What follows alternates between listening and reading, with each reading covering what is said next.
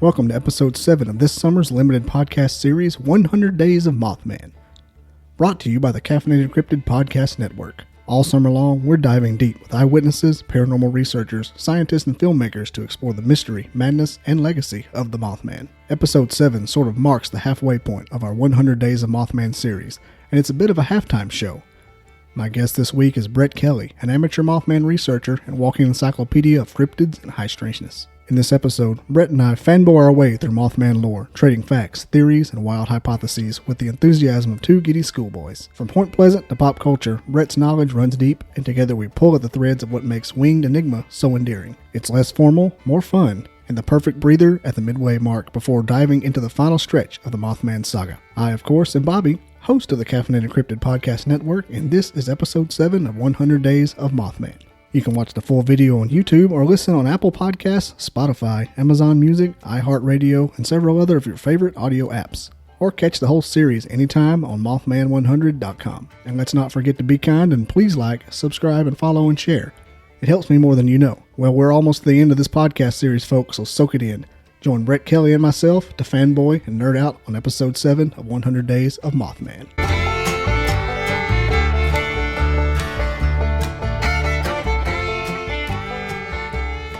I'll tell you, I've been looking at this Mothman stuff for, I've read the book.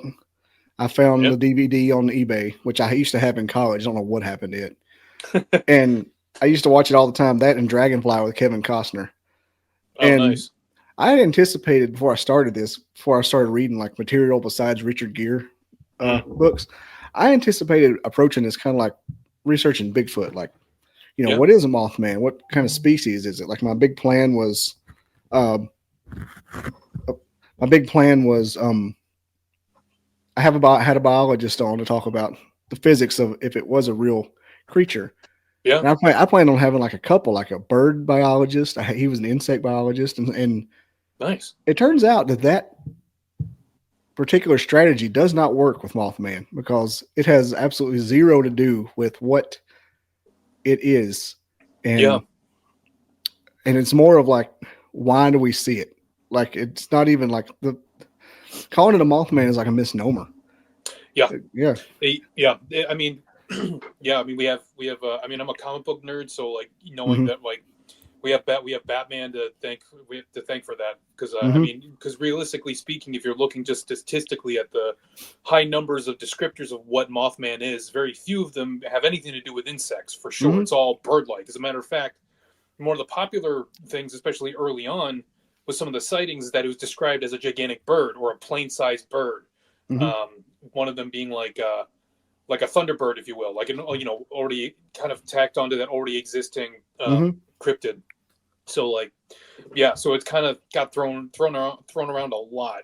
But even then, to even argue against myself when they brought over that professor from West Virginia University to come down and say that it was a sandhill crane, everyone wasn't buying that either. What was his name? I just had that out. His name is Dr. Robert Smith. Dr. Robert L. Smith. Cool. He was the ornithologist they brought in.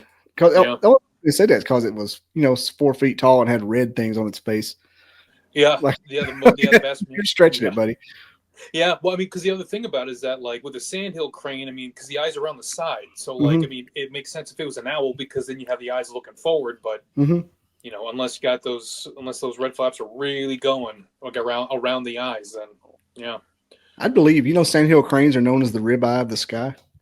I did not know that. Apparently they are delicious. Good to know. Which is intriguing. But you can get a permit. You can get a permit to kill one if you draw the tag because there's so many of them.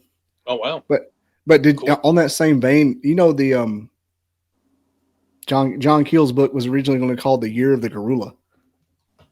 Oh really? The giant bird, and Garuda, Year of the Garuda. Oh yes. Okay. And he compared it to Lechuza from Mexican lore. It was the Mexican Thunderbird owl lady. Yep. And then there was some more, like you said, none of them are insect wise, except for ours, because that one newspaper dude said Batman, Mothman.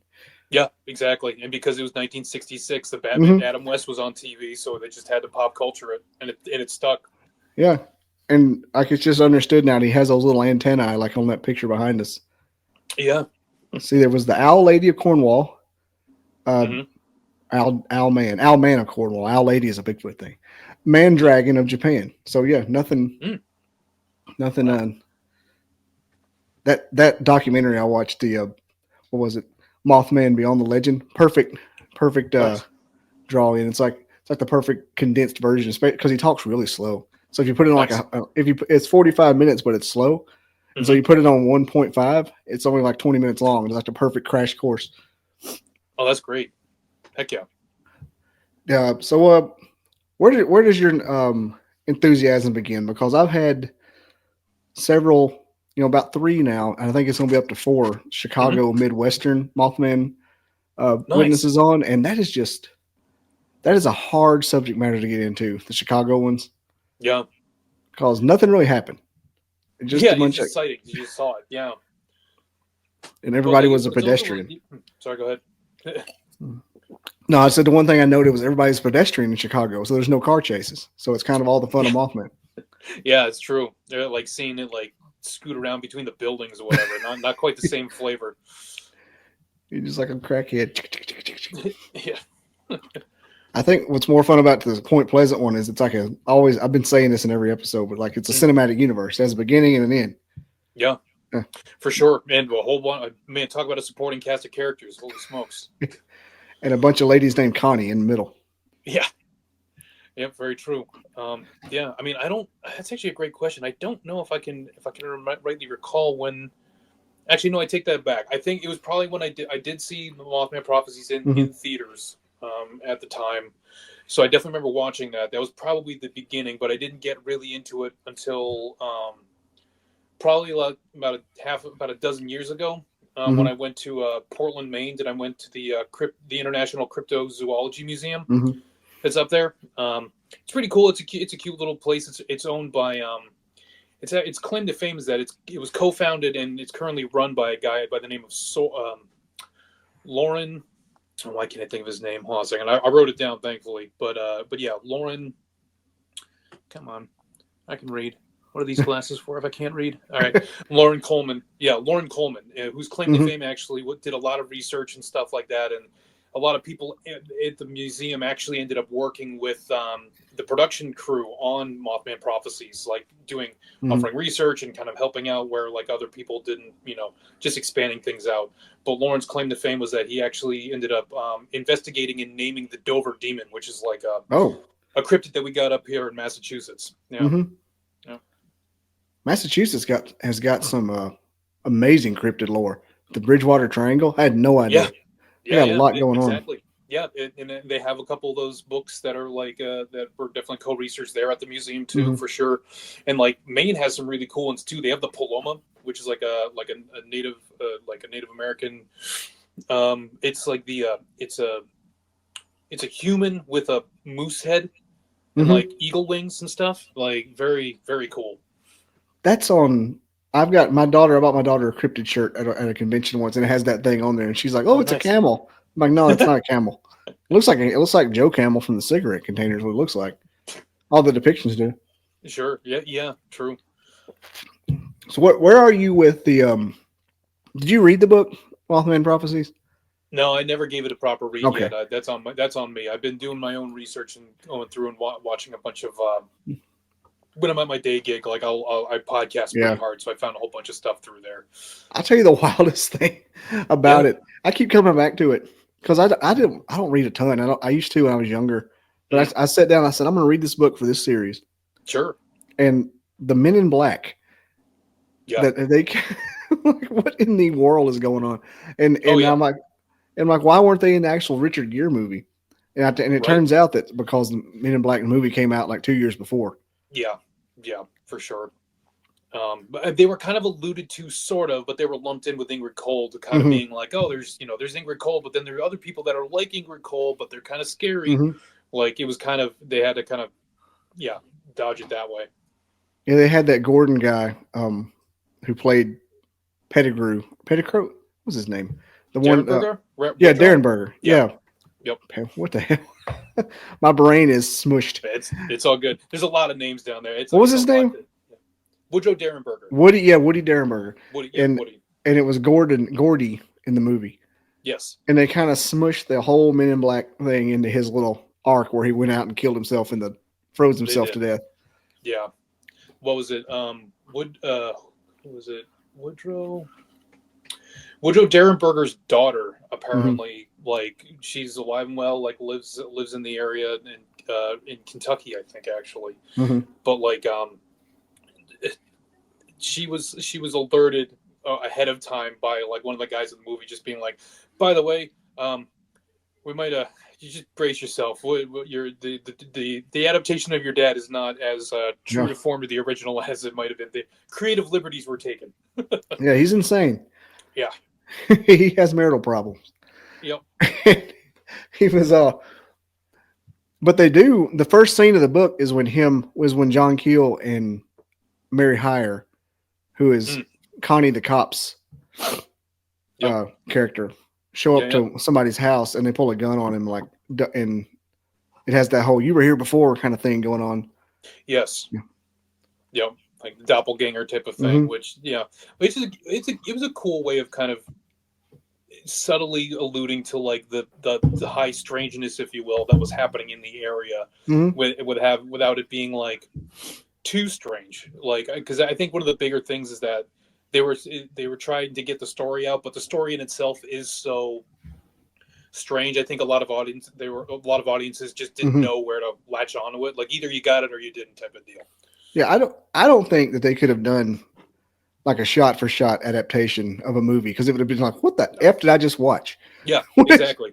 Because like, wait, I thought we were talking about the Mothman, but why are there aliens? I don't understand. Like, why are they on the sky? I don't get it.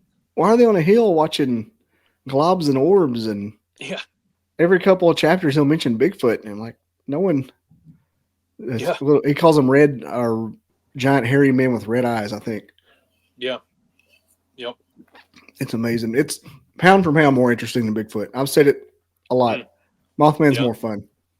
Yeah, there's just so much. There's so much to take from and kind of extrapolate, like, for sure.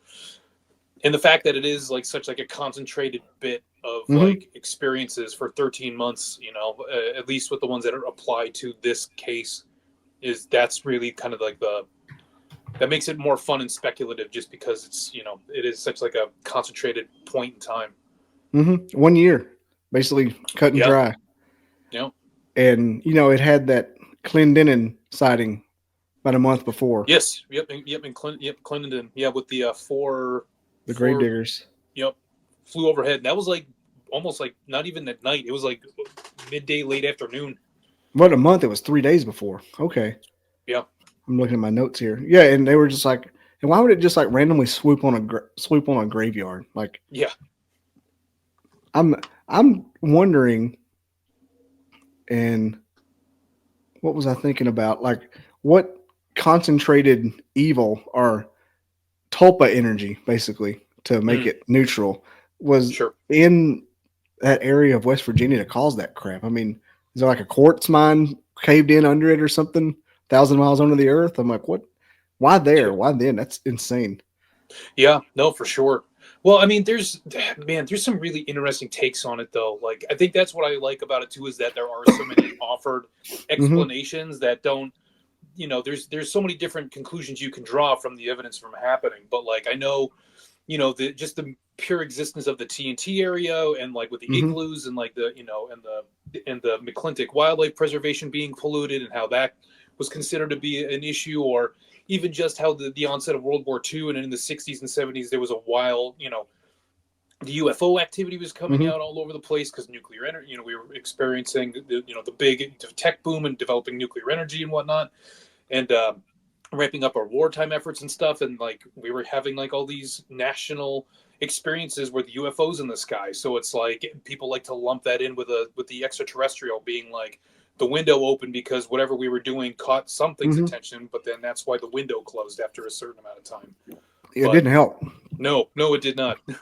It just kind of became differently weird. There's one path I always take. Always, these episodes always end up taking. That's Appalachian history. Yeah. And I got Heather Mosier coming on. She may have aired before this or after this. I don't know. But nice.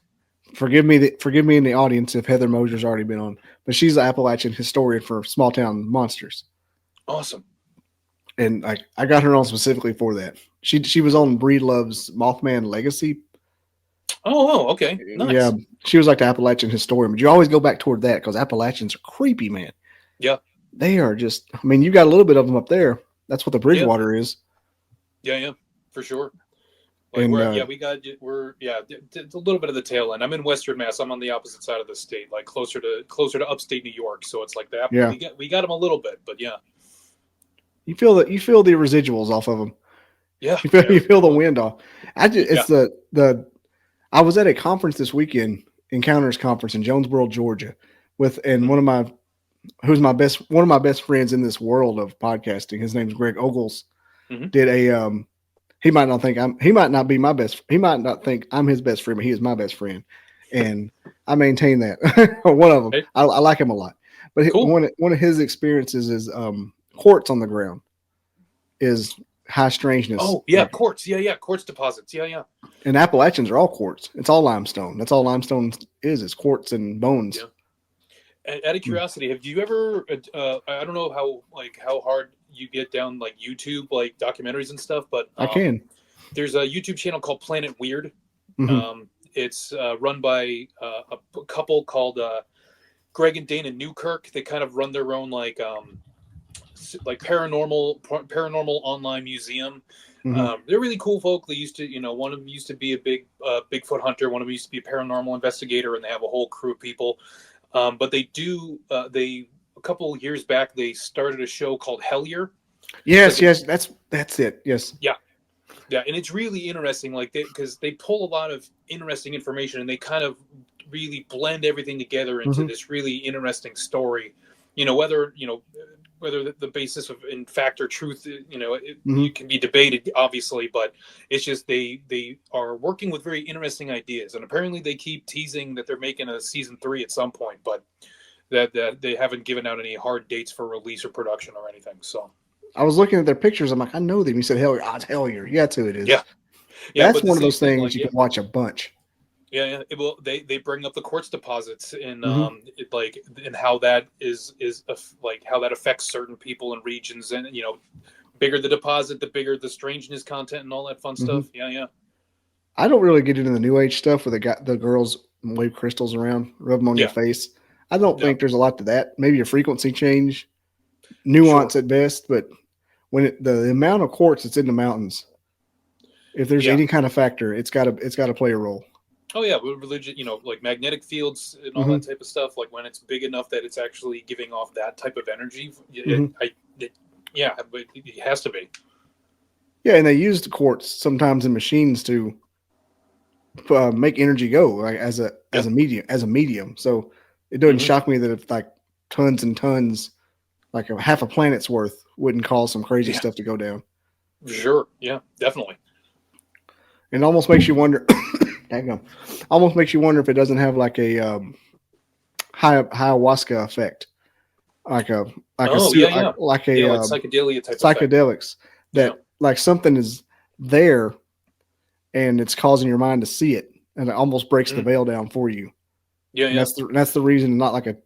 That's the reason it's not like fake, but it's not there at the same time. Right, like more hallucinatory type mm-hmm. of thing. Yeah.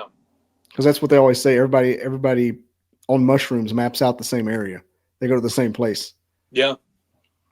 I think somebody's mapping them. Yeah. I have a bunch of friends that have definitely experimented. I'm not one of them, unfortunately, but like, what you're saying definitely rings true with what they've told me for sure. There's a phenomenon where something's there, but you're the only one that can see it. Even though it's real. It's real. It's not real to anyone else. Yeah, what was it? I mean, this is pulling back a random fact from nowhere, but it's like mm-hmm. the human eye or the human senses can only like they can pick up frequencies and like mm-hmm. spectrums of vision and whatnot that are only like X, Y, and Z, but like we still have the entire rest of the alphabet that our senses just don't mm-hmm. pick up on. So that definitely rings true in my head with that type of stuff, where you're just like, it can either help like turn you into a signal or just tap you into a signal that you just aren't able to see naturally. Yeah. Mm-hmm. and maybe like you slip into something like that you didn't know you could actually detect, and you start detecting it. Yeah. You're like, oh my gosh, what was that? There's a thing that happened with John Keel, and I want to say it was the Mallets. I'm probably getting them wrong, but there's Mallets and Scarberries. They were the four people that had like the initial major sighting out at by the TNT area, where they were driving 90 miles an hour and the Mothman was chasing them, wings hitting the top of the car. Yeah. They went out back to the TNT factory. They were very higher. The Bennett's the one that dropped their baby when he saw the Mothman in the yard. I get them two mixed up, Bennett's and the Mallets.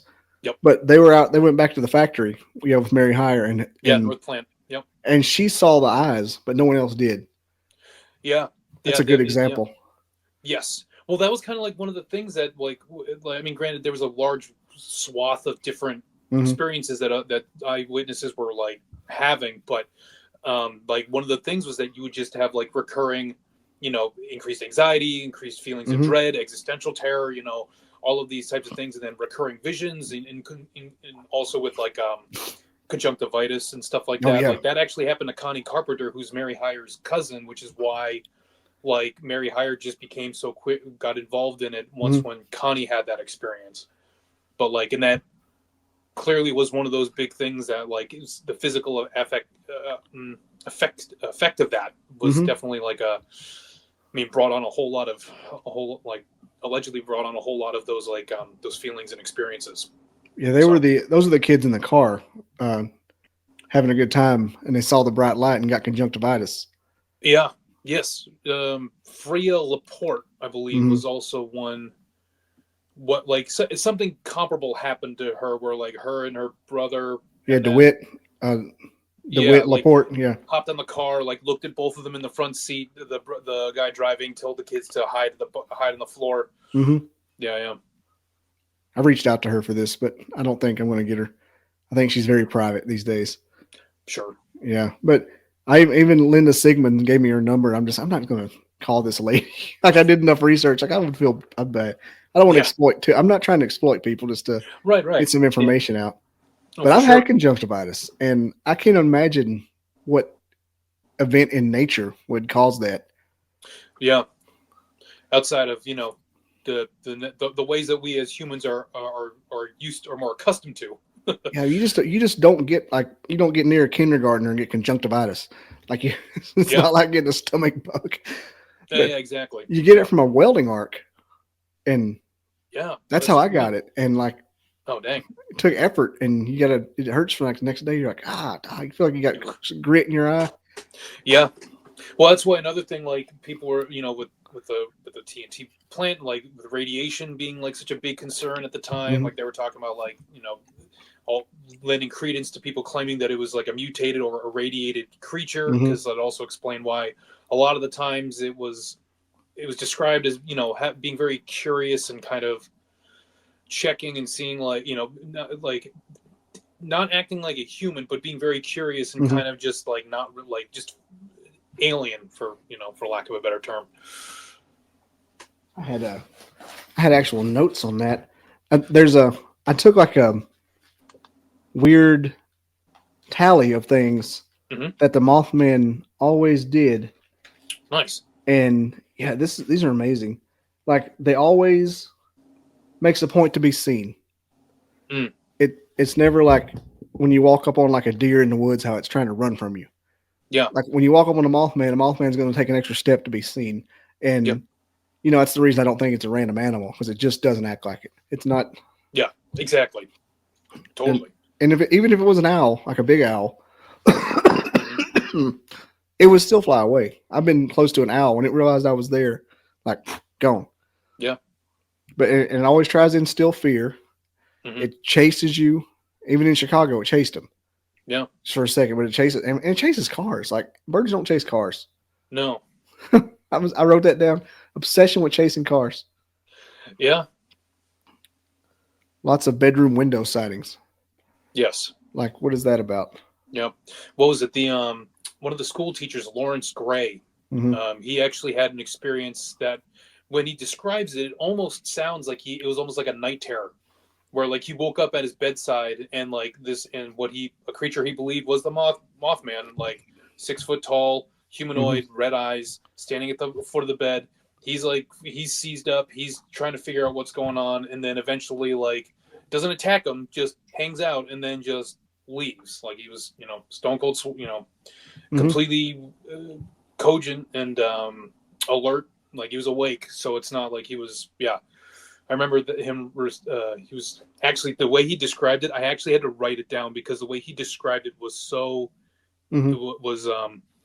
Was so, I don't even want to say charming because I don't want to diminish the experience he had, but he said, like, it dissolved like pudding, like salt on a slug. I was like, just faded away. Yeah, that's some poetry right there. That's great. Was that the gentleman that was visiting his dad that was sick, sleeping in the living room? I don't know. The report that I saw didn't describe it like that. I don't think it was, but it very well could have been. Yeah. Well, the guy I'm discussing, talking about, his dad was sick, had real bad. I think he had like cancer treatment or something, and he was sleeping in the dad's kitchen / living room on the floor, on like an air mattress maybe. And he woke up, and his son was standing beside his bed, but his son's 50 miles away at his actual house, Oh. And his son starts talking to him. Yep. Then all of a sudden, like, his son turns into Mothman. Oof. And he's in his dad's house, and no, I did not hear that one. Yeah, that's cool. That's poopy pants territory there. Yeah. Knowing good and well his son's not there. Like, no way. Yeah. That's some good drugs there. Yeah. I think another thing I always made up a factor with how John Keel always described the whole events of Point Pleasant with being what I hear beeping. Is that on your end? Yeah, that's on my end. Sorry. Okay, I was like, that's okay. I just wondering, am I having a stroke? No, that's a local. No. That's fine. They finally heard us.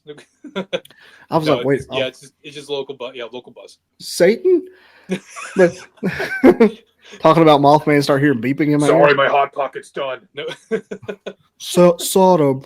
I love you, Sodom. But John Keel described every night being able to go to a hill in Point Pleasant and see UFOs. Yeah. And things and purple. I'm like, if that was the case, the purple lights. Yeah. Yeah, if that was the case, the military should have been swarming. Yeah. I'm talking like the end of ET, just swarming. Yeah, I don't think from my research, like I don't think the National Guard got involved shortly after the Men in Black started showing up. And I think after Woodrow Derenberger had like gone on national television and kind of did like that town hall where he kind of gave his whole discussion about meeting Ingrid Cold and then being taken to Lanulos and stuff like that. I think around that time, that's when like, I mean, even then it was just National Guard. It wasn't like the full blown military, but it's just like, yeah, you got people in black suits and black fedora hats walking around saying they're from NORAD, telling you to stop talking. Like that's pretty gnarly. Telling Mary Hire what would it take for you to stop making these columns? Yeah. Yep. And one hypothesis was it was just a bunch of Asians in town. And because they kept describing them as having high cheekbones and olive skin and a big grin. But if you look at like a depiction of them, they look like the old World War II propaganda making fun of Japanese people. Oh, okay. You remember that? Whenever you see them in like World War II, and they have a big smile and yeah. They look like the Nazi on Raiders of the Lost Ark. Had that look to them. Yeah, no, that's fair. I don't think I didn't draw that distinction, but I get that. Yeah, for sure. There's a lot of things that maybe John Keel's trying to make happen, but not. But yeah, he's got to sell papers. Yeah, I mean, yep, sensational. Yep, sensationalism sometimes is effective.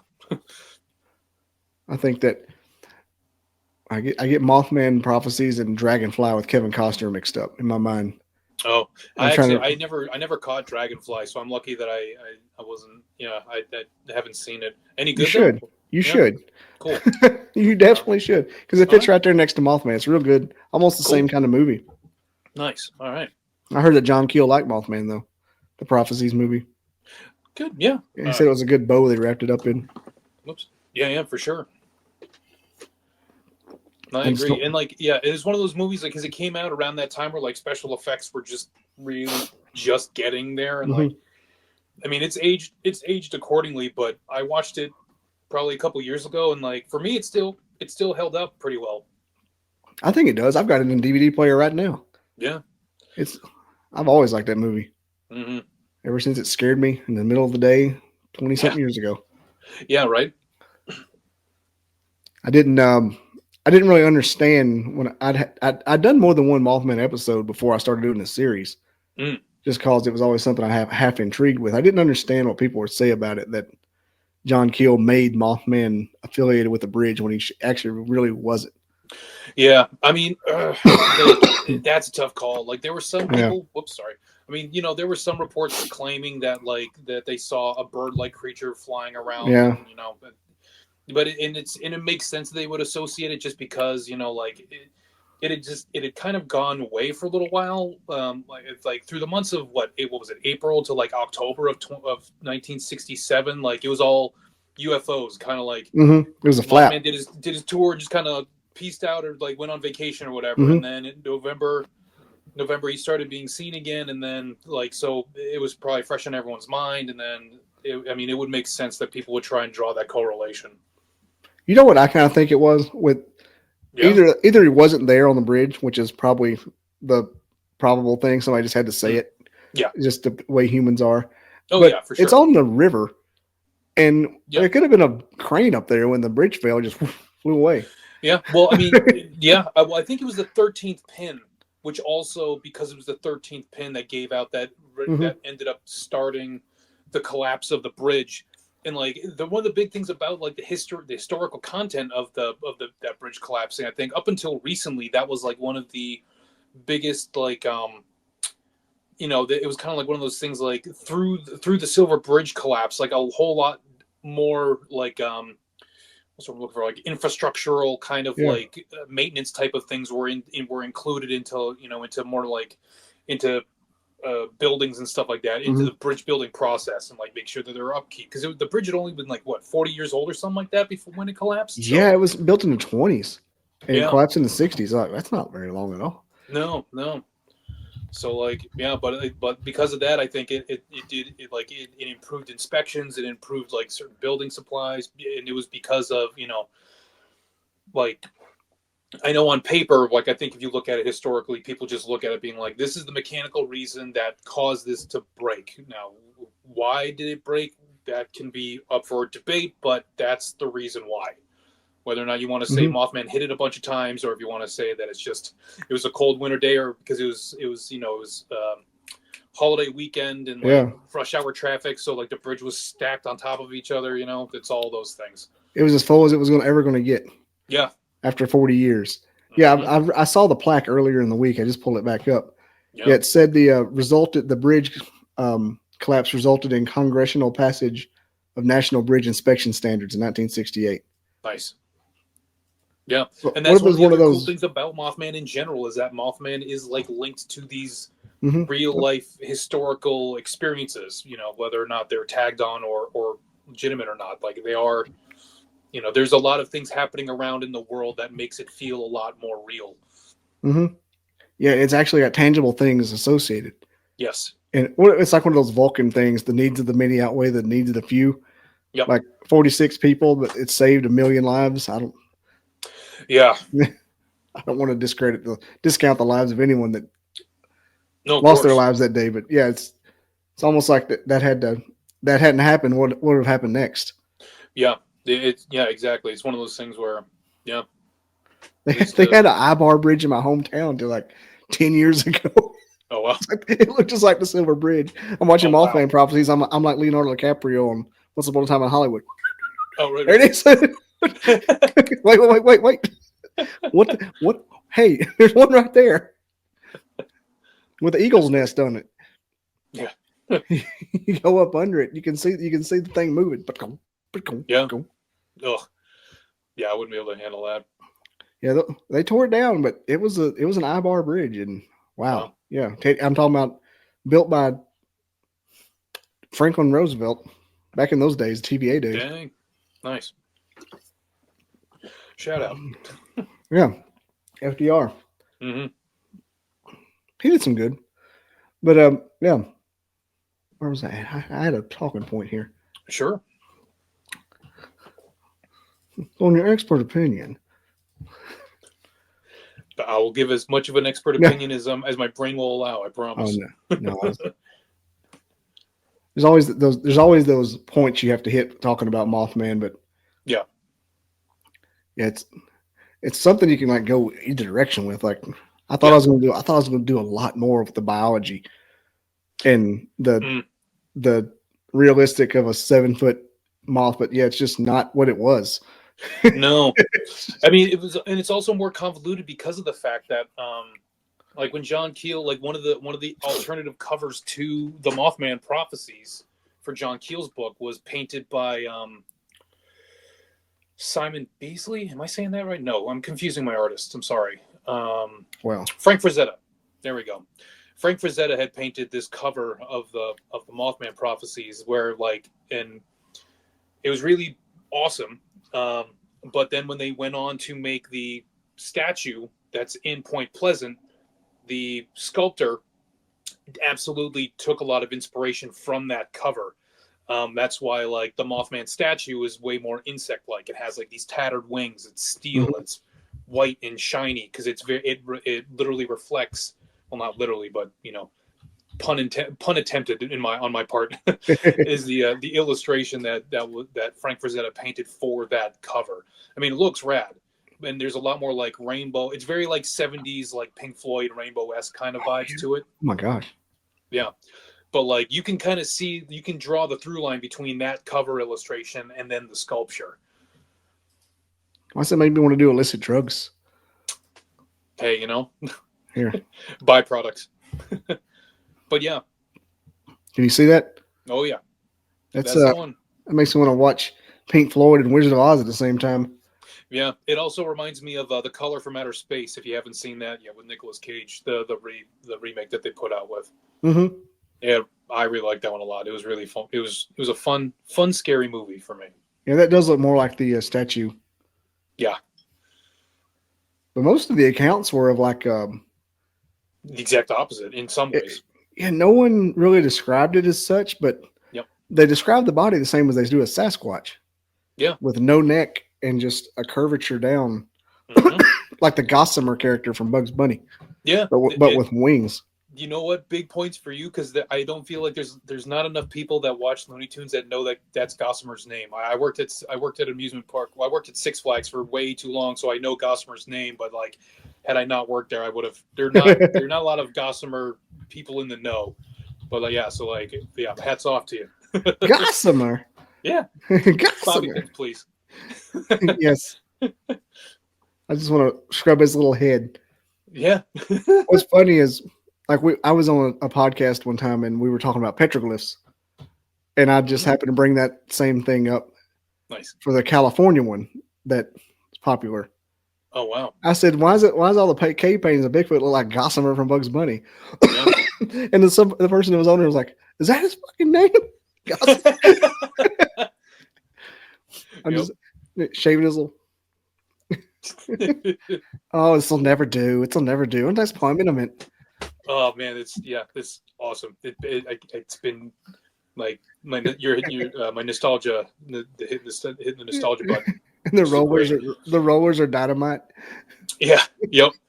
Well, what was it? But yeah, I mean, more to your point though, if you want to talk about biologically, is that I mean, it'll based on the original field sketches of it, it would make more sense for it to be an owl, just because of the fact of the neck and the head hunched into the body. It looks like it would be an owl that would be stalking its prey in a way, and but the other weird thing about it is that, well, not even that's weird, is that one thing that with owls is that most owls they don't make a lot of noise when they fly. They glide a lot, so that means their wings don't actually move the same way. But the problem is that there are too many countering in sights of the creature moving without the wings moving at all, just hovering, taking off like a helicopter. And like a helicopter, scooting off. Yeah, almost like you're playing Peter, with a toy figure and scooting it off the ground. Like a Lost Boy, he just picks up and goes. Yeah, exactly. Yeah. So it's like even every single time you think you have a handle on it, there's some other piece of the puzzle that contradicts or challenges that your thoughts on it. Then there was the one group. They were in that factory in the roof in the upper part of it, the catwalk, and the Mothman was walking on the catwalk, and his weight was, and that's not an owl. No. I mean, even if it was there, it's only an owl is only a little taller, knee high. Yeah, I mean, like you wouldn't see him like a grown man silhouette. No, not at all. Yeah, I just feel like the people that call it an owl have never seen an owl. Yes, I'm like, have you ever seen an owl? They're not that big. They're as big as a chicken.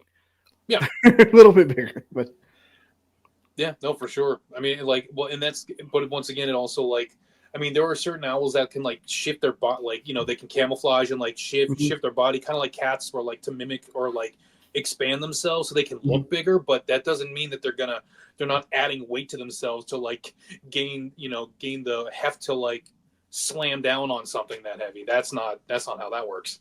And they don't come after you. No, they're not interested in humans. They don't want to stick around. If they see them, they're gone. Yeah. That's the reason you get scared by an owl if you walk up on one, because it goes and takes off, and you're like, "What the hell was that?" Yeah, true. And they don't have red eyes. I mean, no, exactly. Well, yeah, not in the way that they're described in the. Yeah, not giant glowing orbs like driveway reflectors. Yes, yeah, they would only glow red if you hit them with like a light, and it has to be so precise, and like you'd have to keep it on there. That's not enough for them to be like, you know, you can't do it in such a way and then have that be the explanation as to why these eyes A, gave you conjunctivitis, and B, were glowing bright red, you know. Conjunctivitis is a big one. Yeah. Like, that's not going to happen. That's radiation. That's something otherworldly. Like, oh man, they were talking about radiation this weekend, about portals. Someone, I would say he's a friend of mine. I've only met him once, and I was at his memorial service when he sprayed his ashes. Oh, wow. But he went into a portal in a popular hotspot around here, went in and came out, him and a colleague. They were doing research. They went into a portal, and as soon as they got in there, they noticed it was, I don't want to put words in his mouth, but he noticed it was different vegetation. It wasn't the same. And they saw him walk in on thermal and disappear. Wow. He said when he got in there, they had the wherewithal to just step back, like walking backwards. And they saw him walk backwards, almost like they were being rewound. Wow. But over the course of the next year or so, they all got deathly cancer and died. Both of them did. Oh my gosh. I'm so sorry. That's he was a popular guy in the Bigfoot community. His name was Bob Grumpy Wilson. He was on Killing Bigfoot. Oh, wow. Yeah, but him and I can't think of the other guy's name. I never met him, but they both died, and I think they both died of like cancer, like sudden. Wow. Like I think the first guy just got instantly sick over like a couple of days and died. Jeez. But just that definitely drives home the idea of the radiation. Yeah, and there's video of it happening. Like I just saw the video again this weekend. Wow. It's is that not insane? Like no, that happened. I shook the guy's hand that did it. Like it happened. Yeah. And he just. And so when you say conjunctivitis to the light, that tells me it's radiation burn. Yeah. Yeah, 100%. Because the way you get conjunctivitis is a welding arc, and that's as bright as the sun. That's what an arc is. Yeah. It's kind of why you have to have the why you gotta have the mask. It's the same as looking at the an eclipse. That's what eclipse gives. That's what the eclipse burn is. That's true. Yeah. Yeah, damages the corneas.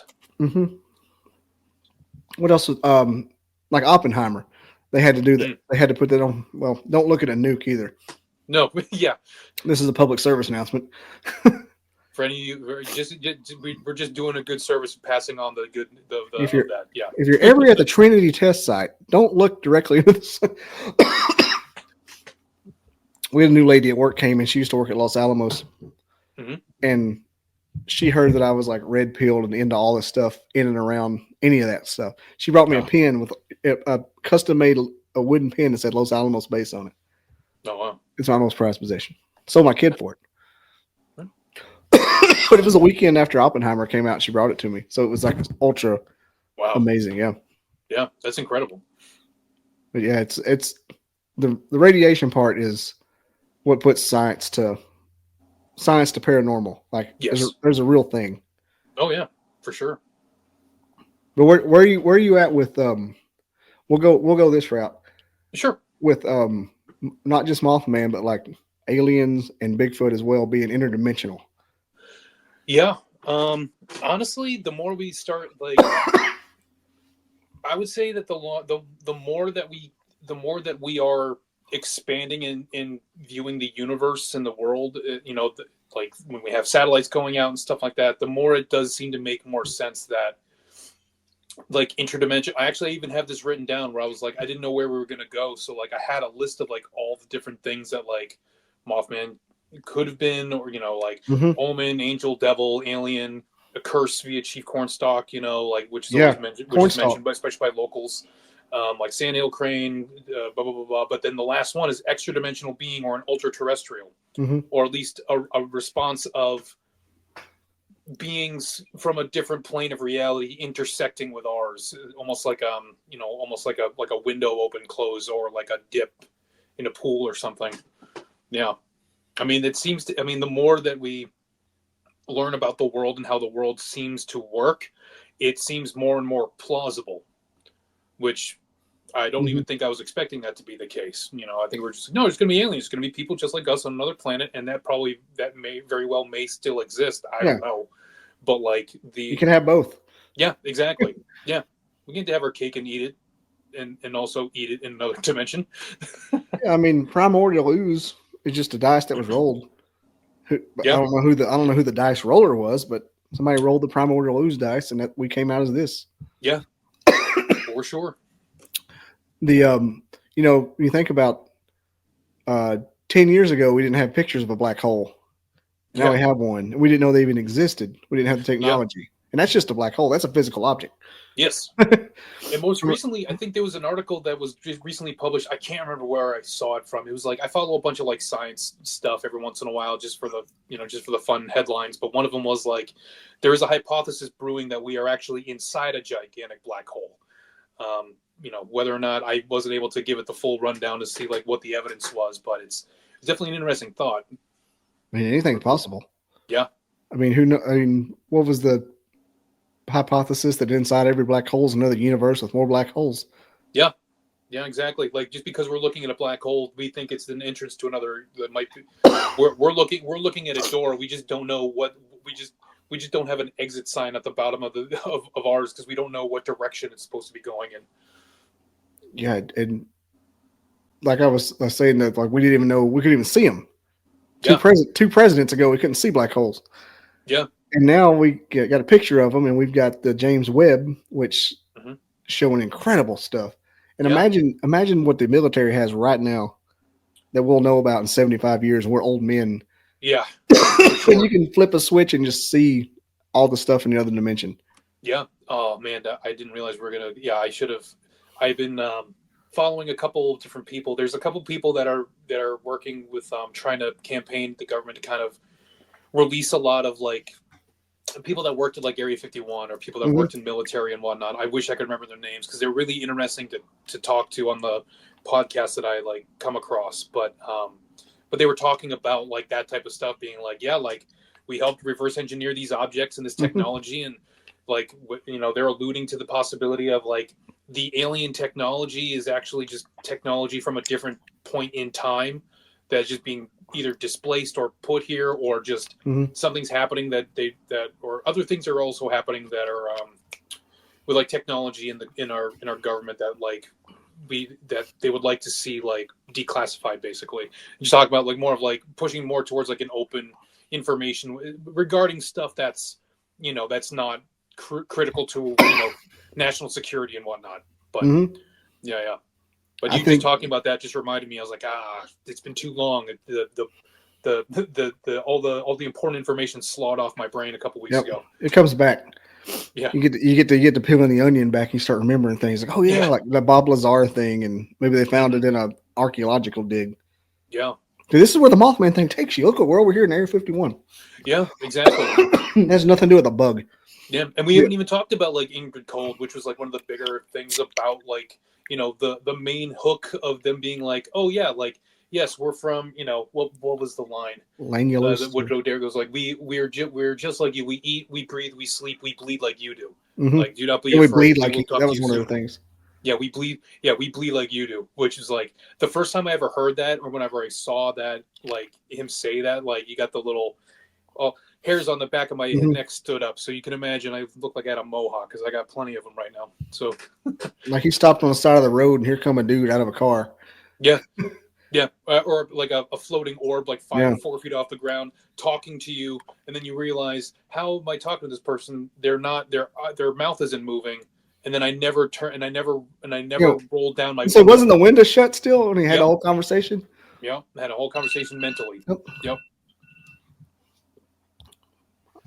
Yeah, the Ingrid Cole thing will scare you because why the hell did he come up with that? Yeah. It's not like he had a history of craziness, and not like.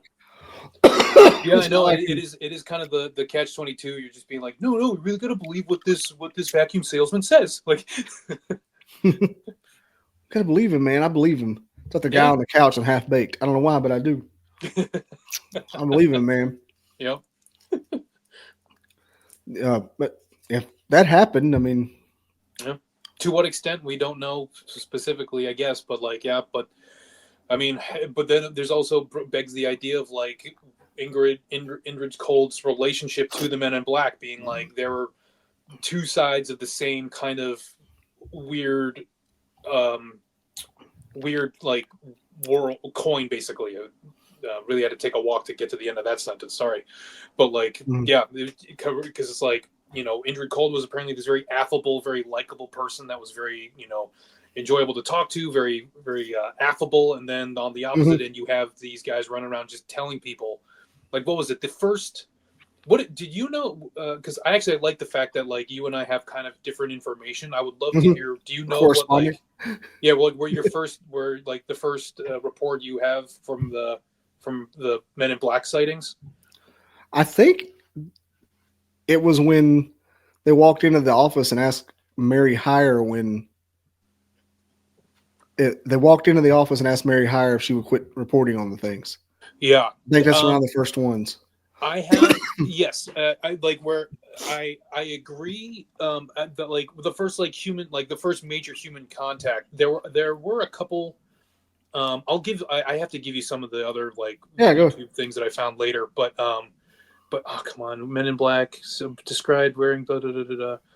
Like there was one documentary I found on YouTube that I definitely will say after I blabber for a couple seconds, but it's like they did a really good job of breaking down like a day by day of like different instances and like occurrences that were documented, and then they share like hand field notes from like reporters like from Mary Hyre and John Keel and stuff, and they have a list describing one of the Men in Black that was like written like the day of, where they were describing like person looks like in their 20, like looks like in their mid 20s, 25, and then they're driving a black sedan. It was a 49 Buick Keith. Like just very like that level of specificity. They're like immaculate old cars too. Yes, exactly. And let me double check on there. I found a little chapter on this. Yeah, there was one reporter that had. Oh come on. Don't need to get mad at myself, but yeah, Wilson Strait claims brush. Nope. Let's see here. There was one sighting where someone had noticed it was a UFO sighting, and this person was driving across Interstate 64 and witnessed it was around like 10:30 at night, I believe.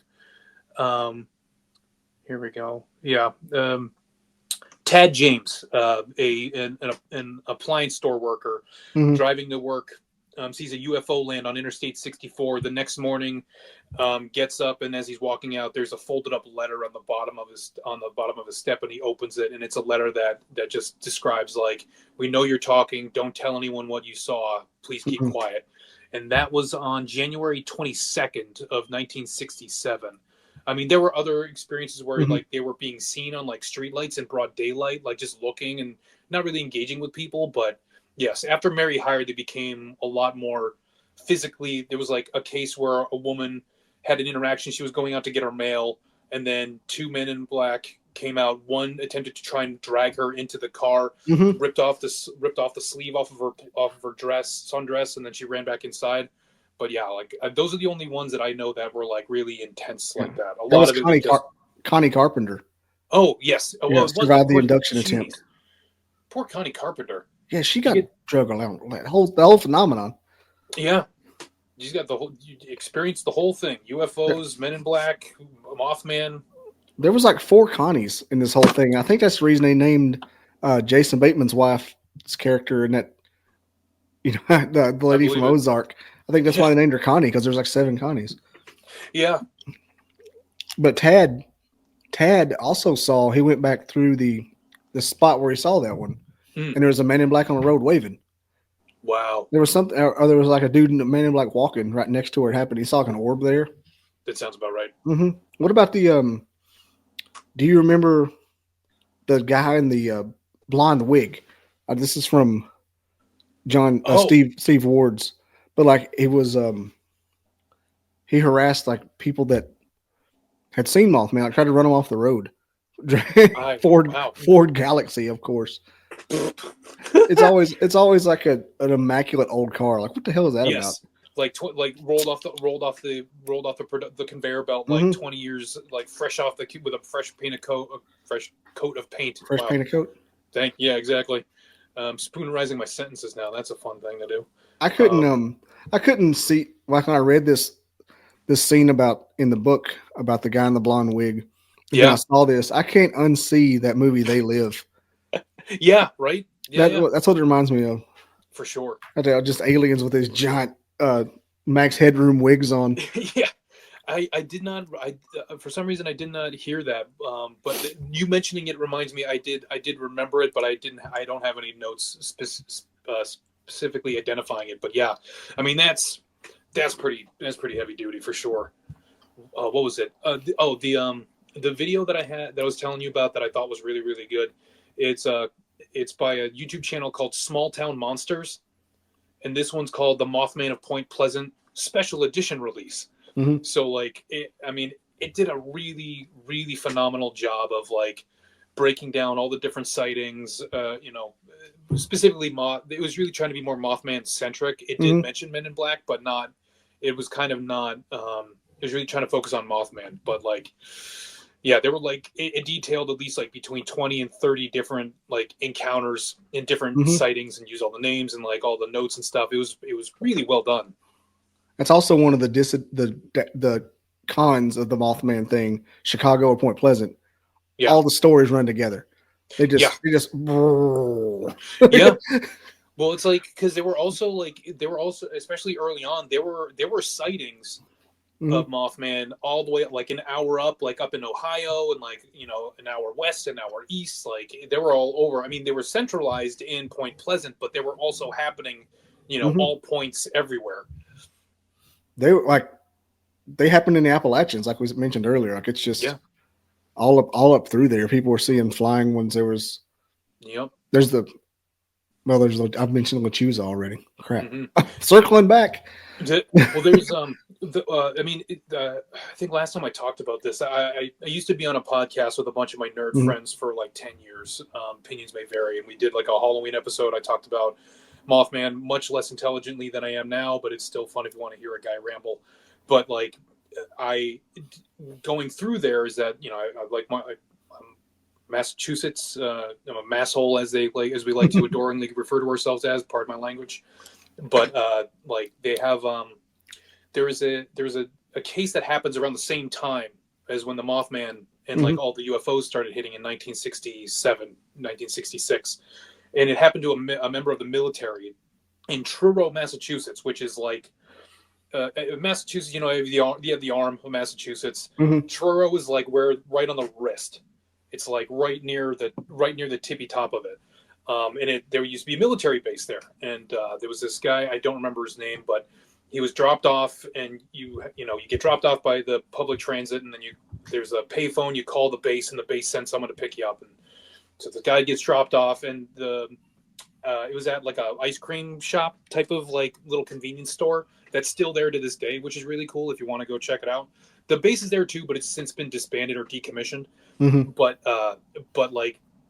It's one of the first and biggest cases of lost time where this cadet comes in brings it up. Hey, I'm ready to come pick me up. Send a bus to pick him up. They go to pick him up, and he's not there. They go, where'd he go? Go in the shop. Hey, this cadet. Yeah, he just went out. He was there. They leave. An hour later, they get another phone call being like, hey, you guys, like, I'm ready to be picked up. And they go, what are you talking about? They go back, they find him, they come back, and, it's a whole to-do being like, officer, you said you were here. Why weren't you here? Being like, no, I did. Like, you guys didn't show up. And, incongruences. And then they send this guy into, to undergo they send him to a hypnotist to kind of put him under. And like during the interview process, he describes being abducted and brought aboard an alien spaceship and operated on. And and like the whole thing was that they were like, man, we just thought you just screwed off and just jumped in the river or something or went for a swim. We didn't think you were like aliens. So like that happened very close to where my old kicking around grounds were used to be. So I like how you sound like Rick Moranis there. Yeah. Hey guys, I didn't know, man. Yeah. Look, I shrunk the kids. I brought them back. It's okay. Look, they're back, man. Hey, we went to Salem in Boston last summer for a week. Nice. So I was up. I just noticed I was up by there. Awesome. Summer's a good time to go too. Like if you go during the fall, it's a little hectic. Like it's a little too packed full of people. We went to see Kenny Chesney at Gillette. Nice. And because we follow him around if he comes local, but Gillette is like his home. His start of his tour every year. That's awesome. Cool deal. And it was like a bucket list for us. But Gillette Stadium's a good stadium. It's a good place to play at. We're in North Alabama, and that was in July. And we left here and thought we were just in the Arctic Circle up there. Yeah. And in the afternoon, in the afternoon up there in the summer, I think it was high 70s and not humid, and the wind was blowing. Yeah. And if that happens in Alabama that time of year, that means a tornado is going to come. Because but up there, you're like, oh, this is just a nice afternoon. So this feels amazing. Yeah.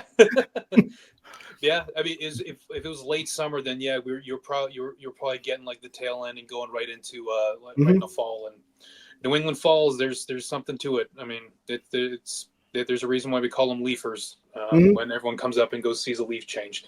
It is really pretty. Like I've lived here my entire life, and every year it's still really nice to just drive around and then be like, oh, red, cool. It's true. Like I know exactly what you're talking about because in the morning it was like 45 degrees. Yeah. And people up there, had their scarf, which was weird because I was wearing cargo shorts and a polo. Yeah. Because it's 45 degrees and it was 1,000 when I left. So I'm enjoying this. And they had scarves on and toboggans. That's what we call a stocking hat, I guess. Yeah. But, they were in sweaters, and I'm just like, I had my fishing shirt on and my shorts and my flip flops, and everybody's like freezing to death. I'm like, what are you talking about? It's nice. Yeah. It's but we got all seasons for all types at all times, depending on the day, depending on the time of day. I am American by birth and Southern by the grace of God, and I enjoyed the shit out of Boston. Nice. And like really, like I feel like it was like two sides of the same coin. As far as Southern hospitality and Boston sarcasm are the same thing. Yeah. And it was glorious. People would give me shit, I would give them shit, and we would just keep going. It was great. Yeah. No, that is the Boston Boston sensibility for sure. I fit right in. Like you could just give somebody a little ration of shit just on the street and just like, man, no one says anything about it. Yeah. There's a minor league team up there, or a school team called the Albies. Oh. And I may be butchering that name, but it was and their logo was the same as the Alabama Crimson Tide logo. No way. That's where I went to college. I mean, that's awesome. And there was a guy in Harvard out in front of the Harvard Museum of Natural History working. He was like on the grounds crew, but he had on a red hat with the Alabama script A on it. And I gave him a Roll Tide. He looked at me like I was stupid. He goes, "What?" He goes, "Oh, no, this is for the Albies baseball team over there." Yeah. I said, "No." I said, "Dude, that is a Bama hat." I said, "I went to Alabama. I know it." And we were just going back and forth. We never met. That's amazing. I was like, it's the same, different side of the same coin. They're the same energy. Yeah. Like I could go up there and live, and until it got cold and started snowing. And I'm like, oh God. Yeah. Yeah. You're not the only, you wouldn't be the only one. So you'd be in good company. I'd be like, what is this discharge? Surely everything's going to close now. Yeah. Oh, man. Went to a really nice breakfast place, which Nice. I knew, like in my mind, New England was known for hearty food, and so I'm like, yeah, this will be good. Yeah. We went to Irish. I'm just kidding. Yeah, donkeys. This was Mansfield. It was like a little breakfast nook. Oh yeah, my family. Yeah, both my parents were born and raised in Mansfield. Yeah. In Mansfield. What the train is it? Ruggles. Yeah. Ruggles stop. This is a Providence bound train. Ruggles. Yeah. Yeah. But nice, man. Yeah, sorry, I didn't mean to derail, but yeah. There's no derail. It's a podcast. It's all about derail. Like we're past the meat and potatoes of it anyway. But cool. Like I was going to say when you mentioned the fist of Massachusetts, the arm. I was segueing. We went up to Salem. Yep. And I'd like to write like some suggestions for Salem. Sure. Like they spend a lot of time telling you that witches aren't real, and the same amount of time making money off witches. I'm like, which one is it? I feel bad because like I mean you've hearing me talk at length about Halloween. Like I am a poor Massachusetts resident in that I don't go to Salem that often, and mostly it is because of the fact that I spend most of my Halloweens working, so I don't really go up there, and I really should go up there. I have a lot of friends that do live in the area, but there is something really interesting about Salem in that there's like, there's a wink and the nudge. There's a wink, nudge about it, where it's like, yeah, we'll love the tourism, but it's not real, that type of thing. Yeah, I was like, wait, what? And they're like, yeah, it's they were killing women. I'm like, but you just said they were witches. Like, which one is different shades? There's pagans and witches, and then there's like, I'm not well versed enough to be able to accurately describe it. Unfortunately, I understood what they were doing. Yeah. They're sending a political message, kind of like a what's the cautionary tale about how don't let the mob take over, and that's what it is. I mean, I'm just being a smartass, but I know what you're getting at. Right. And you go to this museum and you see the whole thing with Goody Proctor. Everybody's freaking name's Goody.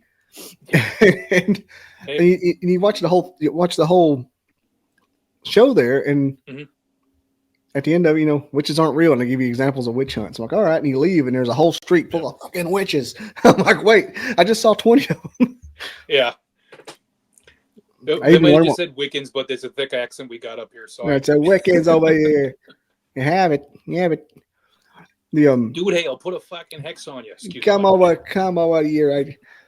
We got off the train and went down into the subway, and the guy said, "Have it." I was like, "Oh God, it's real." Yeah.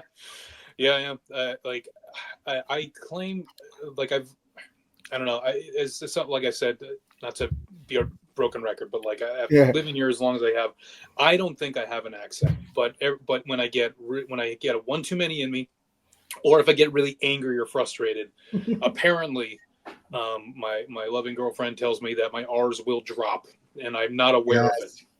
Probably. Yeah, eyes will drop there. Get the heck out of here! What are you talking about? I was fortunate enough. I sounded like fried cornbread until I started working on a military base. That the same ones they took the Nazis to after World War II. Fun fact. That's where I work. And the buildings are named Von Braun on the base. It's that kind of party. Sure. And I worked before I started working out there with people that came from around the world. I was hot cornbread. Now I kind of got drifting toward like a Midwestern Matthew McConaughey kind of Southern accent. Not a bad move. Like I'm from the deep woods in the South, and it used to be a lot worse. Now I'm like, "Hi, how are you?" Now I used to be used to be like a cheeseburger, sir. Boomhauer. But like I said, 3 beers in, it's right back. Mm-hmm. Or if I'm back home with my family for a long weekend, it comes back. I mean, it wouldn't take much sure. it wouldn't take much for it to take right back over. It's like black mold, man. It's just gonna. And just like black mold, when you go back, you're like, I gotta use bleach again. Oh no. Yeah, like if this ever kicks off and I move out into a farm and stop hanging around people, it's just gonna come back. It happens like over long weekends. I've noticed it. Yeah. Get on now. Or if I'm talking about something specific, if I'm like gardening or something, I'll start using old terms. Like, hold on, come on, tomato pat. It's awesome. Like, what did you just say? I was going to mention something about Salem too, and I can't remember what it was. But yeah, we got down. They got that graveyard, and we went. They got those little magic shops. Oh yeah, with the tarots, and we started talking about Mercury retrograde, and I'd never heard anybody talk about shit like that seriously before. I was like, what? Yeah.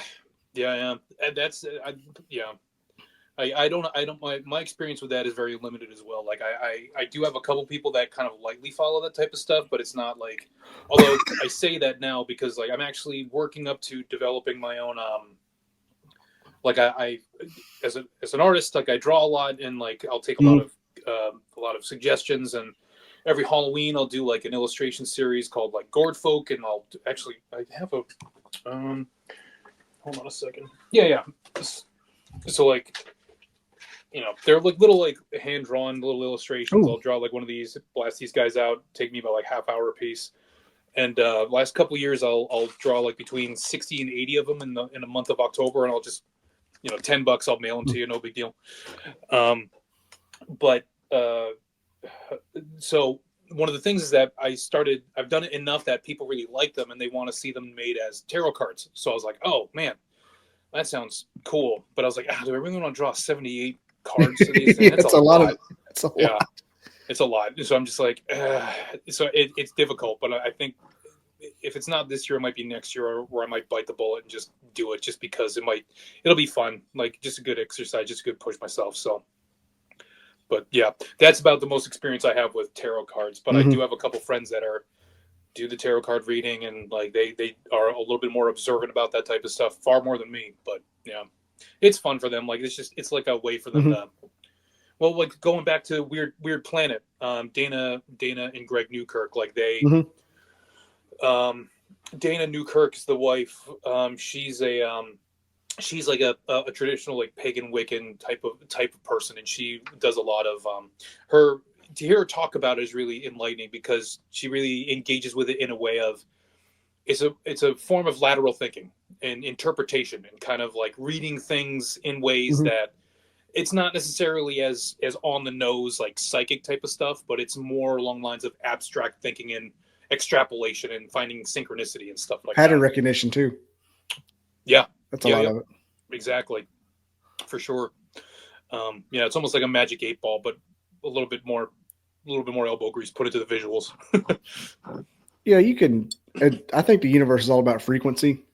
Yeah. And I think that a lot of that stuff like that is frequency based, and we were just kind of in our Western society, anything that's not cut and dry Christian is considered of the devil, and to study it is like, it's like the other side of the spectrum from science. Like anything not measurable is fake. Any kind of sensation not wholly Christian is Satan. Like you can't. Yeah. I think there's some merit. I think there's some merit to some of it. Some of it's sensationalized, of course. Yeah. Rubbing the crystals on your face, maybe. Sure. Yeah. No, I get you. Yeah, definitely. Actually, this is an interesting thought, because like one of the big things that they mentioned as well was the synchronicities. Do you deal with a lot of synchronicity at all? I mean, well, I guess you kind of did have one in Boston when you saw the guy with the same slogan on your hat, a little bit more of a minor version of that, but I deal with like synchronicities a lot. I'm into angel numbers and things. Oh wow! And manifestation, because I've noticed like patterns over the last few years. I'm like, well, there's something to it, and you can almost set your clock back. Wow! So yeah, I'm into synchronicities. Nice. So this might sound strange. I don't normally have a lot of synchronicity. Well, I guess I don't know. Maybe I can throw out. I'll be very brief on telling a story if you care to listen. and you can tell me whether or not it would count. But so last year I went to visit I went to visit my brother in Tucson, Arizona. I'd never been. I hadn't had a vacation in 20 some odd years, since I was in school or whatever. So I was like, all right, let me go. And I was like, well, I want to go. Let me work on a couple things that I have on the back burner. And I was like, I want to revisit this body of work I did in 2020 called Surreal Estate. Just a bunch of little fairy home drawings it was a very small sketchbook I'd done for a sketchbook museum in Brooklyn. And I'd done it, didn't really think much of it, archived it online.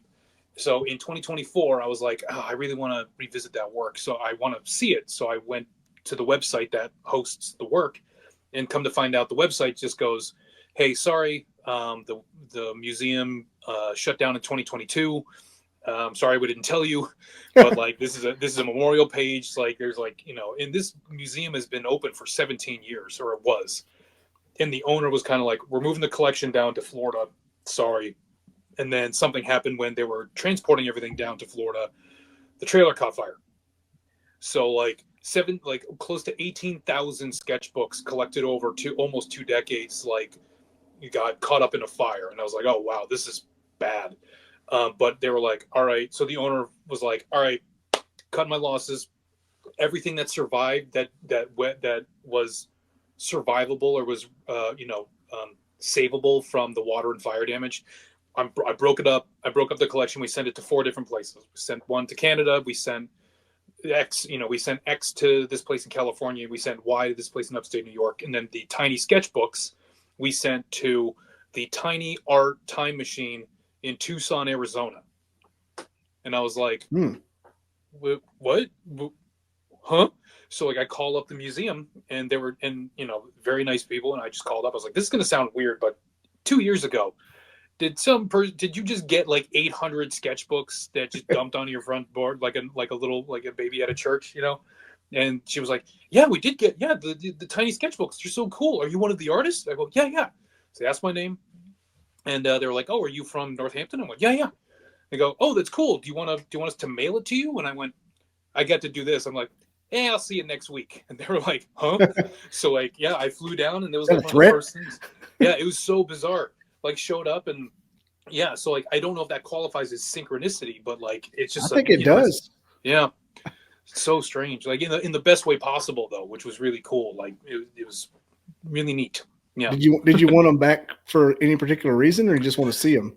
I just wanted to refresh myself on what they looked like, so that way I could replicate the process that I did drawing them, because it was a couple years I had done a bunch of other stuff. I wanted to revisit it, but it was so cool going there, and I met the curator, and she was a joy to talk to, and here's another weird thing is that she brought out the whole stack, and it's 800 sketchbooks. Granted, they're tiny, but they're in a crate, basically 4 different layers, 800, 200 to 200 to a layer.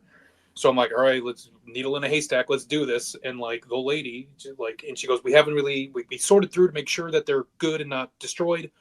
So she picks up 3. It was the third one she picked, just randomly. And yeah, I could not, it's something out of a, sitcom basically, where I was like, who's writing my life right now? They need a pay raise, please. So, but yeah, all that to say is that that was the most synchronistic thing that I think I've ever experienced. I don't know how I'd be able to top it, but yeah, that's pretty crazy. That's if nothing else, it's a wild coincidence. Yeah, exactly. Well, the bummer thing is that, as you can tell, it's a mouthful to tell. So I'm trying to figure out the way to really streamline it down in Brett speak, because I'm a rambler. I really got to get it done in 3 sentences or less. But yeah, it's such a crazy thing. But yeah. So synchronicity. That's why I was thinking about that. If there was a crazy goal at the end of the tunnel, that would have been crazy. You were looking for it to sell, somebody wanted it, but you don't know where it went, or I don't know, you made it for your dying aunt and you can't find it anymore. Synchronicity to a stalled video. Oh, here he comes. Yep. Yeah, there sorry, I don't know what there happened. I lost my signal, got dropped for a minute. I was it trying happens. to get myself connected. Yeah. At least you don't have Starlink. Starlink will go over, and you can tell when the person has Starlink, because when it changes next satellite, it'll lose packets, start to blur. Oh wow, really? Wow. Yeah, you can tell when somebody has Starlink. It Gotcha. goes like a HD to Oh wow. because Yeah. it has to Sorry to exchange. cut. It has to pass satellites. Well, I was going to say, like, what? I didn't mean to cut you off because I really wanted to hear what you're saying. Oh, a while ago, yeah, I was saying like, what if you made it for like a dying relative or something, and you wanted it back? Yeah, Something like no, that. it wasn't that dire. Luckily, it was just yeah. I wanted to see the work and revisit it, and then it was such it was an amazing museum. I was blown away. Did not think anything of it. Like, it's just tiny. It's a very humble looking place in the middle of smack dab in Tucson, and you go in and there's these amazing exhibits, and they have all these really cool types of things, and but like the people there were so nice that like they were like, oh well, you can take it. I go like they had plans to use it, and I felt like I let them keep it. I basically left it there. I was like, you know what, like it feels like this should be here. So you guys do whatever you want with it. Let me know what happens. I don't want to take away from this thing if you're going to be using it. So yeah, so it's just for the sweet souvenir. But I was able to take photos of what I wanted, and then I literally when I came back, like I banged out a 40-page sketchbook in like 21 days and just got it done. So yeah, it was really exciting. They've earned it to be able to keep it at this point. Yeah, right. Exactly. Like if it made it this long and you got it, you please go right ahead. I hope someone sees it and enjoys it as much as I have. So you gave it away in Brooklyn. It got in a fire in Florida and ended up in Tucson. I think it's where it's right. It's a fighter. I was gonna say I should have bought a lotto ticket, but I don't. But if I got one in Arizona, I don't live there, so I wouldn't be able to cash it. Yeah, I'm like maybe you should be in Tucson. Just go ahead and stay here. Yeah, right. Yeah, the synchronicity thing happened to me a couple of times on a creepy level. Oh, I never can remember them when I bring it up. I think here's a good example. Please. Here's a great example. Well, I was at my last job. I really hated it. It was really toxic. The ownership was bad. I took it, or the leadership was bad. There was a lot of snitches in the midst. And I took it to get some experience. Yeah. And basically I said, I'm going to eat shit here for 6 months to a year. Ended up being 18 months. When in the last 4 or 5 months I worked there, well, maybe about 3, actually about 3, I started, praying. I'm like, I want a job just like the one I left before. And I want kind of the workload and the attitude of the team to be like my first job out of college, which is on the military base on the bomb range with EOD guys. So it wasn't very formal. Yeah. And a lot of fun. Wasn't a lot of, you weren't going to get sent to HR for saying a dirty word. You know what I'm saying? Working with a bunch of bomb techs. I'm like, I want to work for a place that has an attitude kind of like that. And I want to work for a place that was kind of like the one before me, to where I had plenty of leadership that would cover you and help you out. And it was real friendly. Yeah. And lo and behold, the boss of my last job messaged me one day, texted me, says, "Hey, stranger, you're still looking." And so I got to go back to my previous employer. Oh, that's awesome. But the building that I worked in for them was at the building for my first job that I wanted to work. So I got to go back to my previous employee with my first job. That's awesome. And yeah, and it was a different role than I left before. But it was I was like, kind of hit the nail on the head with that one. Yeah. Asking you shall receive. That's really awesome. And I'm stoked that happened to you. That's great. Yeah. And so now, like, that's one advice I give to people when they're trying to do the whole, whether they pray or they manifest with a mantra or something, however you do it. I think it's all the same universal energy, as long as you don't mean ill will. Yeah, be specific. As specific as you possibly can be, like not knowing like exactly what you want, but if you know like a range, I'm call it out, write it down. Yeah. Aim small, miss small. Yeah. Because you're gonna get what you want if you just keep trying for it and persistent. But if you like saying, I just want like $2 million and to be able to like travel, like you're never gonna get that. Yeah, just unless you marry some rich heiress, you're Anna Nicole Smith or something. No, but, I think the chip sale for me. Yeah. What was it? It's like the oh man, it's an old school joke. Yeah. It's a A dude's walking around and he's praying to God. He's just, man, I just need to win the lottery. Please just let me win the lottery. A week goes by, doesn't win the lottery. Next week he just posts up again to be like, God, please, like I don't know what I'm doing wrong. I just got to get this. I got to get the lottery. It's really important. Third week goes by, still doesn't want anything. He walks out on the side of a cliff, drops to his knees, screams at the sky, just being like, please, God, let me win the lottery. And all of a sudden, in this moment, the clouds part. Beam of rays shoot down from heaven itself, and a booming voice shouts out over this poor soul, buy a ticket. Yes. Yes. Yes. There's a joke about that too.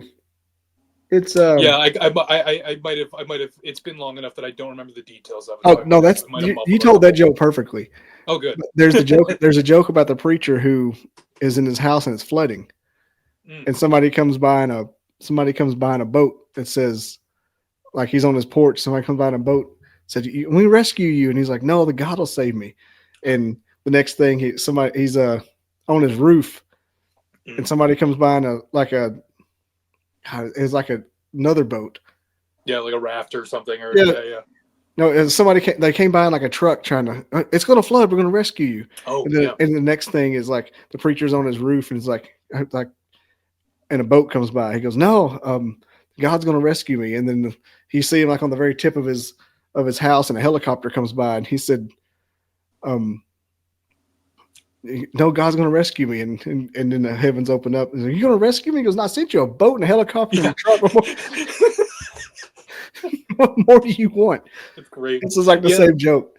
Yeah, but it's still the same principle, which also harks back to that synchronicity thing of like, and also we were talking about with just figuring out what works, and then finding the connection, the connective tissue between these things that may seem wildly different, for sure. And they are. You never know what's going to happen. Yeah, and then yeah, exactly. You don't know what you put out there that's so freaking minuscule. Yeah. And like the gentleman who I told you that passed away of the portal, like the meeting where I was going to go meet him for his last outing. Mm-hmm. I almost canceled it because there was one the next week that I thought was going to be a bigger deal, and turned out the one the next week got canceled because the dude was just insane and really wasn't even going to have anything. So I was like going to be out. And it just so happened the day that I was going to go down there to meet him, I had changed jobs within the same company.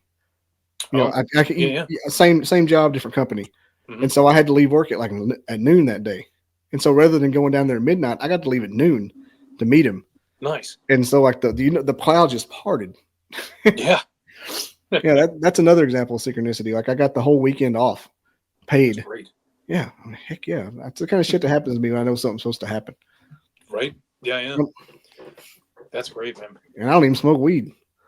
Yeah, me neither. I got the ADHD thing, so like it doesn't affect me the way that I wish it affected me the way that other people tell me it affects them, but it's just not. It's not in my repertoire, sadly. Makes you sleepy. Yeah, exactly. Yeah, I mean, I could use the extra sleep too, because it's hard turning my brain off. So you and me both, and that's why whenever I do these, I have like a ton of caffeine. That's why I'm called the caffeinated cryptic, because I get caffeinated and I can hyper focus on these conversations. Yeah. Where otherwise I'm just all over the place. I actually, in good spirit, I kind of went the opposite direction. I'm not on caffeine, but I picked up a Sierra Nevada Bigfoot. Bigfoot. Yeah. Appropriate.